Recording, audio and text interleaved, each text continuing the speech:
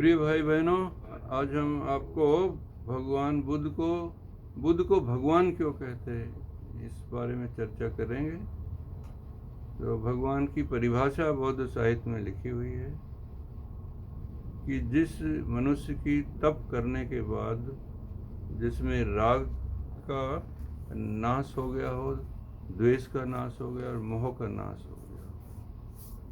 जब मनुष्य तप करके इन तीन बुराइयों से पूर्ण रूप से मुक्त हो जाता है, तब उस मनुष्य को ये भगवान की उपाधि मिलती है। और वह मनुष्य माता पिता से उत्पन्न मनुष्य, कोई काल्पनिक मनुष्य नहीं, कोई ऊपर से आया हुआ नीचे से आया हुआ मनुष्य नहीं।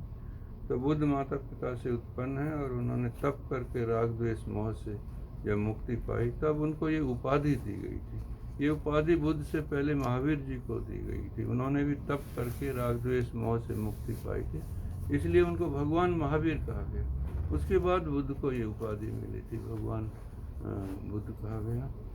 तो जो भी मनुष्य राग द्वेष मोह से जिसका का भग्न हो जाए, भग्न माने जल के राख हो जाए, लेस मात्र भी ना बचे ये गुण, और वो मनुष्य इन चीज़ों से मुक्त होकर पूरे संसार के लिए राग द्वेष से मुक्त होकर सबके लिए निस्वार्थ सेवा करते, पूरी सृष्टि सभी जीव उनको अपने लगने। तो इसलिए भगवान को हम फिर हमारा मंत्र है धर्म में, नमो तस्य भगवतो अरहतो सम्मा संबुद्धस्य। उसमें हम उसका भी भाव है कि हम जितने भी भगवान हुए उन सबको नमन करते हैं। भगवान से ऊपर उपाधि अरंत की होती है। अरंत वो होता है जो भगवान की उपाधि प्राप्त करके जितने भी और बाकी विकार हैं उन सब से पूर्ण रूप से मुक्त हो जाता है, तब उस मनुष्य को अरंत कहा जाता है। जिसके सारे विकारों का अंत हो जाए उसको अरंत कहा जाता है।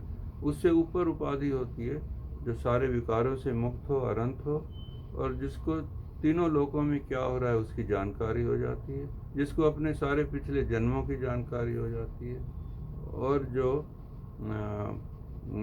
जन्म और मरण के चक्र से मुक्त हो जाता है। जब इस मानसिक विकास के ऊपर कोई मनुष्य पहुंचता है, तब उस मनुष्य को बुद्ध की उपाधि मिलती है। तो बुद्ध इस चीज़ पे पहुंच गए थे, तब उनको बुद्ध की उपाधि मिली हुई है।